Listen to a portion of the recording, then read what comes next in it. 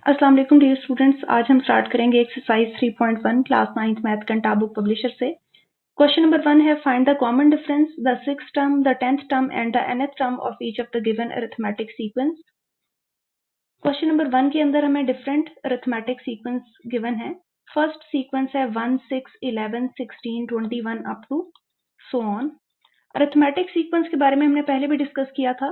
Arithmetic sequence एक ऐसा sequence होगा जिसमें इस सीक्वेंस की हर टर्म प्रीवियस टर्म में कुछ ऐड करने से या सब्ट्रैक्ट करने से बने। जैसे अगर यहाँ पे आप लोग नोटिस करें तो 1 के अंदर 5 ऐड करने से नेक्स्ट टर्म आ रही है, इसी तरह 6 के अंदर भी 5 ऐड करने से नेक्स्ट टर्म आ रही है, 11 के अंदर भी 5 ऐड करने से नेक्स्ट टर्म आ रही है और 16 के अंदर भी 5 ऐड करने से नेक्स्ट टर्म आ रही है। इसका मतलब है 5 एक ऐसा स्पेसिफिक नंबर है जिसको मैं किसी भी टर्म के अंदर प्लस कर रही हूँ तो नेक्स्ट टर्म मेरे पास आ सकती है।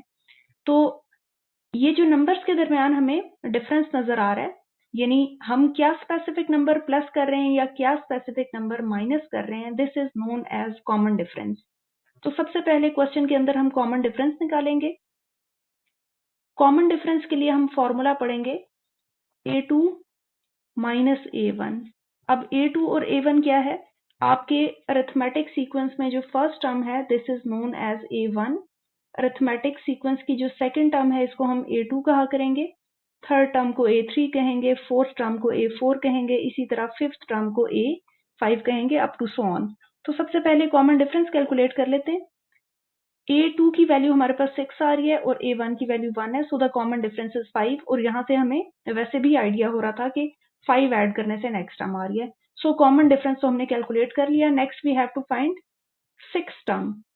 6 टर्म फाइंड करने के लिए आपको nth टर्म सबसे पहले कैलकुलेट करनी चाहिए। nth टर्म का फॉर्मूला हमने पढ़ा था कि किसी भी सीक्वेंस की nth टर्म कैलकुलेट हो सकती है by using formula a1 plus n minus 1 into d. ये एक जनरल फॉर्मूला है। इस n की जगह आप कोई भी स्पेसिफिक नंबर, कोई भी स्पेसिफिक पॉजिटिव इंटीजर रखें, फॉर एग्जांपल a100 रखें और यहाँ पे आप कैलकुलेशन करें तो आपको इस सीक्वेंस की 100th टर्म मिल जाएगी। इसी तरह n की जगह आप इस फॉर्मूला में 27 रखें तो आपको इस कैलकुलेशन के थ्रू इस सीक्वेंस की 27th टर्म मिल जाएगी। मींस n की जगह आप कोई भी पॉजिटिव इंटीजर रख सकते हैं। तो पहले हमने nth टर्म का फॉर्मूला डिफाइन कर लिया। अब क्वेश्चन के अंदर 6 टर्म क्योंकि फाइंड करनी थी तो मुझे n की वैल्यू क्या लेनी चाहिए? मुझे n की वैल्यू 6 लेनी चाहिए।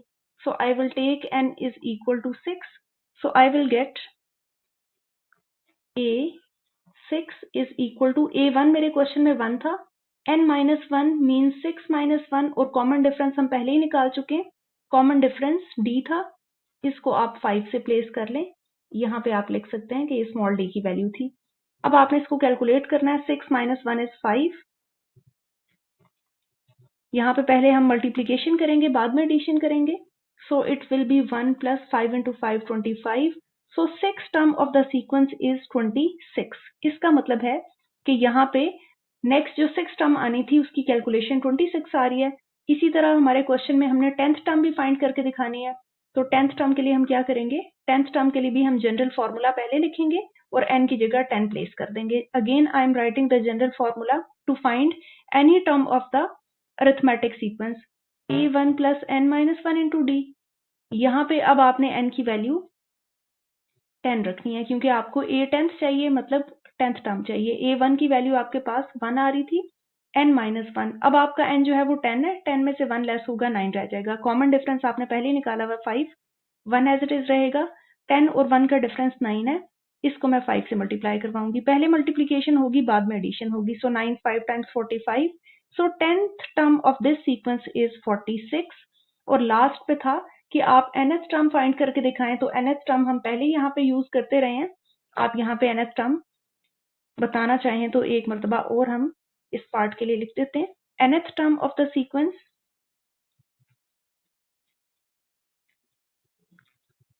बेसिकली यही वो फॉर्मूला था जिसको यूज करके हम कोई सा भी टर्म नंबर फाइंड कर रहे थे। तो nth टर्म का फॉर्मूला होता है an, it is always equal to a1 plus n minus 1 into D.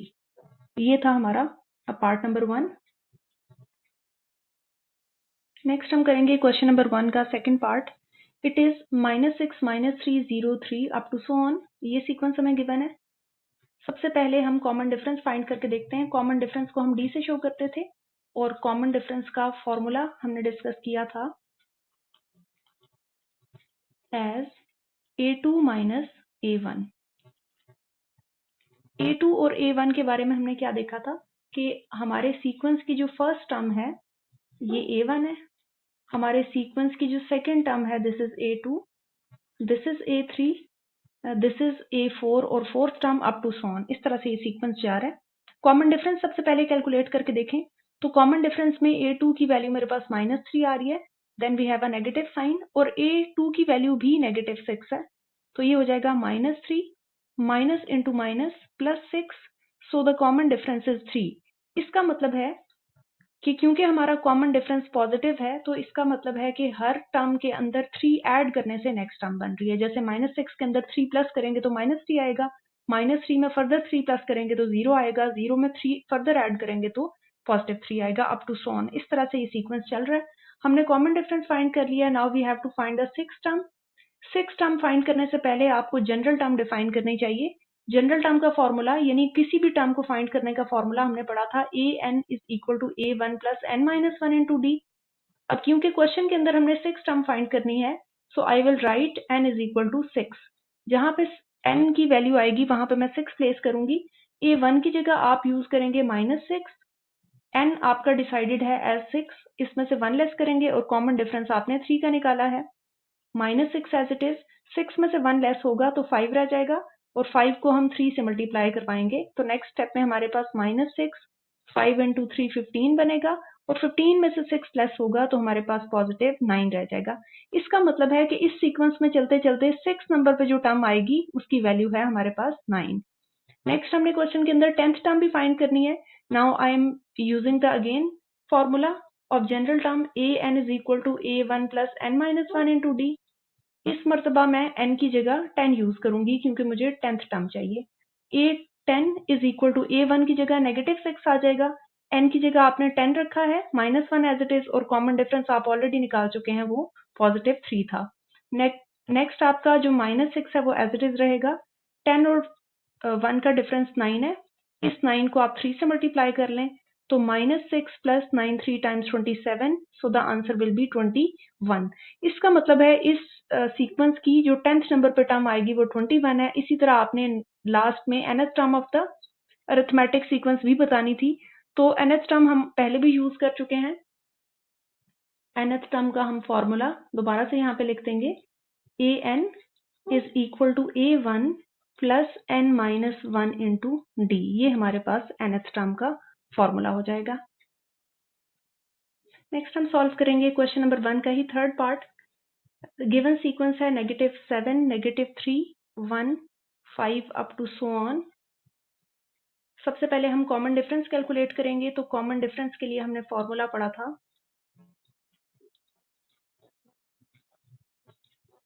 a2 minus a1 और कॉमन डिफरेंस को हम शो करते थे स्मॉल d के साथ। अब हमारे पास जो यहाँ पे सीक्वेंस गिवन है उसमें सीक्वेंस में जो फर्स्ट टर्म होती है दिस इज a1, ये जो सेकेंड टर्म है दिस इज a2, इसी तरह ये जो थर्ड टर्म है this is a3, fourth term a4 up to so on. इस तरह इसमें टर्म्स आती जा रही हैं। तो कॉमन डिफरेंस हम कैलकुलेट कर लेते हैं। a2 की वैल्यू है -3, negative sign as it is, और a1 की अपनी वैल्यू भी नेगेटिव है, सो माइनस इंटू माइनस ये प्लस हो जाएगा, -3 plus 7 and the common difference will be 4। क्योंकि कॉमन डिफरेंस पॉजिटिव है तो इसका मतलब ये है कि हर टर्म के अंदर 4 ऐड करने से नेक्स्ट टर्म आ रही है। जैसे -7 के अंदर 4 प्लस करने से -3 आएगा, -3 के अंदर 4 प्लस करने से 1 आएगा, 1 के अंदर 4 प्लस करने से 5 आएगा, और इसी तरह आप बाकी टर्म्स भी सीक्वेंस की फाइंड कर सकते हैं। नेक्स्ट हमने 6 टर्म और 10th टर्म फाइंड करनी है तो हम जनरल टर्म का फॉर्मूला डिफाइन कर लेते हैं। सीक्वेंस की कोई भी टर्म हम इस फॉर्मूला से फाइंड कर सकते हैं, that an is equal to a1 plus n minus one into d. अब हमारे क्वेश्चन में क्योंकि पहले 6 टर्म फाइंड करनी है so I will take the value of n as 6, so a6 will become a1 की जगह -7, n की जगह 6 आ जाएगा, -1 एज इट इज, और कॉमन डिफरेंस आपने 4 का निकाला हुआ है, सो -7, 6 और 1 का डिफरेंस 5 है, 5 को 4 से मल्टीप्लाई करवाएंगे ये हमारे पास 20 आ जाएगा। 20 में से 7 लेस होगा तो इसका मतलब है इस सीक्वेंस में 6 नंबर पे जो टर्म आएगी उसकी वैल्यू होगी 13। इसी तरह हम next value 10th term of the sequence भी फाइंड कर सकते हैं। तो 10th term of the sequence के लिए हम अगेन वही फॉर्मूला यूज करेंगे that an is equal to a1 plus n-1 into d. अब यहाँ पे आप n की जगह 10 यूज करेंगे। a10 is equal to a1 is -7, n-1 means 10-1 और कॉमन डिफरेंस आप ऑलरेडी निकाल चुके थे 4 है। -7 as it is, 10-1 is 9, 9 into 4 will be 36 और इस 36 में से आप 7 लेस कर लें तो पॉजिटिव 29 आ जाएगा। और लास्टली आपने nth टर्म डिफाइन करनी थी, तो nth टर्म हमने पहले भी डिफाइन की है। nth term of the sequence यहाँ पे आप लिख सकते हैं nth टर्म, इसको हम डिफाइन कर रहे हैं as an a1 plus n-1 into d. nth term से मुराद है कि ऐसा फॉर्मूला बताएं जिसमें n की जगह हम कोई भी पॉजिटिव इंटीजर पुट करें तो आपको उस टर्म का, उस सीक्वेंस का टर्म नंबर की वैल्यू पता चल जाए। यहाँ से टर्म नंबर पता चलेगा और सामने से उसकी वैल्यू आपको पता चलेगी। सो ये था पार्ट नंबर 3। नेक्स्ट हम सॉल्व करेंगे क्वेश्चन नंबर 1 का फोर्थ पार्ट। फोर्थ पार्ट में जो सीक्वेंस गिवन है that is 30, 35, 40 up to so on. सबसे पहले इसकी लेबलिंग कर लें। First term of the sequence is known as a1, second term of the sequence is known as a2, third term of the sequence is known as a3 up to so on. ये इस तरह से sequence चलता जा रहा है। सबसे पहले क्वेश्चन में हमें कॉमन डिफरेंस फाइंड करना है, तो कॉमन डिफरेंस का फॉर्मूला हमने पढ़ा था, common difference is equal to a2 minus a1। अब आपके क्वेश्चन में a2 की वैल्यू है 35 और a1 की वैल्यू है 30। इसका मतलब है आपका कॉमन डिफरेंस आ रहा है पॉजिटिव 5 का। कॉमन डिफरेंस अगर पॉजिटिव होगा तो इसका मतलब ये है कि हर टर्म के अंदर 5 ऐड करने से नेक्स्ट टर्म आ रही है। जैसे 30 में 5 ऐड करने से 35 आ रहा है और 40 में 35 में 5 ऐड करने से 40 बनेगा। इसी तरह 40 में 5 ऐड करने से नेक्स्ट टर्म 45 बनेगी, plus up to so on. अब क्वेश्चन के अंदर क्योंकि हमने नेक्स्ट 6 टर्म फाइंड करनी है, so we will define the formula for general term. किसी भी सीक्वेंस की जनरल टर्म या कोई सी भी टर्म फाइंड करने के लिए हम फॉर्मूला यूज करेंगे an is equal to a1 plus n-1 into d. n की जगह आप कोई पॉजिटिव इंटीजर रख सकते हैं, तो n की जगह मैं 6 यूज करूंगी क्योंकि मुझे 6 टर्म ऑफ द सीक्वेंस चाहिए। सो a6 की वैल्यू आ जाएगी, a1 की जगह 30 प्लेस करेंगे, n की जगह 6 रखेंगे, इसमें से 1 लेस करेंगे और डिफरेंस हमारे पास 5 का आ रहा है। नेक्स्ट आपके पास 30 एज इट इज रहेगा, 6 minus 1 is 5 and 5 multiply by 5। 30 as it is, पहले हम मल्टीप्लीकेशन करेंगे तो 5 इंटू 5 विल बिकम 25 और टोटल आंसर इसका बन जाएगा 55। इसका मतलब ये हुआ कि 6 term of this sequence is 55। Next आपने 10th term of the sequence भी फाइंड करनी है। So again we will write the general formula an is equal to a1 plus n-1 into d. अब आप वैल्यूज प्लेस करते जाएं। हम n की जगह इस मरतबा 10 यूज करेंगे। So a10 will be equal to a1 की जगह 30 आएगा, n की जगह अगेन 10 आएगा, इसमें से 1 लेस करें और कॉमन डिफरेंस आपके पास 5 का आ रहा था। 30 एज इट इज रखें, 10 minus 1 is 9 and 9 into 5 is 45। Addition बाद में होगी, मल्टीप्लीकेशन पहले होगी। So its answer will be 75। इसका मतलब है कि a10 की वैल्यू आपके पास 75 आ रही है। और लास्टली उन्होंने nth टर्म का पूछा था कि हर क्वेश्चन के अंदर आप nth टर्म भी डिफाइन करें, तो nth टर्म का फॉर्मूला हम पहले भी यूज कर रहे हैं, an will be equal to a1 plus n-1 into d. ये हमारे पास nth टर्म या जनरल टर्म का फॉर्मूला है किसी भी सीक्वेंस के लिए। नेक्स्ट है हमारे पास क्वेश्चन नंबर 2। क्वेश्चन नंबर 2 है, if in an arithmetic sequence a1 is equal to 47, a12 is equal to -8, then find a30। एक अरिथमेटिक सीक्वेंस है जिसकी फर्स्ट टर्म 47 है, उसके बाद हमें सेकंड, थर्ड, फोर्थ टर्म कोई भी टर्म नहीं पता, लेकिन a12 की वैल्यू उन्होंने हमें दे दिया -8 और इसी तरह हमने फाइंड करना है a30। तो सबसे पहले a1 की वैल्यू तो हमें गिवन है। ये जो रिमेनिंग आपके पास इंफॉर्मेशन है a12, इसकी वैल्यू को हम यूज करते हैं। सबसे पहले जनरल टर्म लिखेंगे। कोई भी टर्म फाइंड करने का फॉर्मूला है an is equal to a1 plus n-1 into d. अब यहाँ पे मैं n की जगह 12 यूज करूंगी, उसकी क्या रीजन है, क्योंकि मेरे पास A12 का आंसर मौजूद है। So I will take n is equal to 12, तो मेरे पास ये लेफ्ट हैंड साइड पे बन जाएगा A12, A1 as it is आ जाएगा। n की जगह मैं 12 ही प्लेस करूंगी, इसमें से 1 लेस करूंगी, और कॉमन डिफरेंस मुझे नहीं पता क्योंकि यहाँ पे मुझे सीक्वेंस गिवन नहीं था। अब मेरे पास A12 की वैल्यू क्योंकि मौजूद है, तो मैं इसकी जगह -8 प्लेस कर दूंगी। A1 की वैल्यू है मेरे पास 47 के तौर पे, 12 और 1 का डिफरेंस आएगा 11 and D will remain as it is. 47 एक पॉजिटिव क्वांटिटी है, अगर मैं इसको लेफ्ट हैंड साइड पे ले जाऊं तो ये माइनस हो जाएगी। So -8 minus 47 will be equal to 11D। इन दोनों वैल्यूज का जो डिफरेंस है वो आएगा -55 इज इक्वल टू 11D। 11 यहाँ पे मल्टीप्लाई हो रहा है, -55 के साथ जाके डिवाइड हो जाएगा। So -55 divided by 11 is equal to D, और कटिंग के बाद मेरे पास इसका आंसर रह जाएगा -5। सो मेरे इस सीक्वेंस का जो कॉमन डिफरेंस है वो तो -5 आ रहा है। अब मुझे दो चीजें पता है, मुझे first term of the sequence भी पता चल गया और मुझे इनका कॉमन डिफरेंस भी पता चल गया। Next I have to find A30। Again I will use the formula for the general term.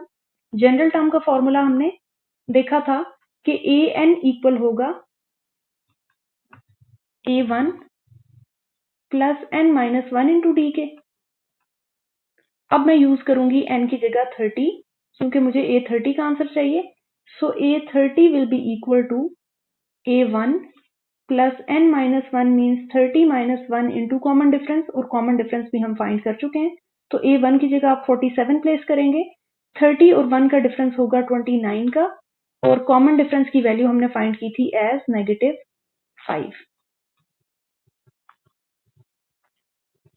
अब नेक्स्ट हमारे पास 47 एज इट इज रहेगा, प्लस माइनस माइनस हो जाएगा, 29 और 5 को मल्टीप्लाई करेंगे तो -145 बनेगा, और इन दोनों वैल्यूज का डिफरेंस मेरे पास आएगा -98।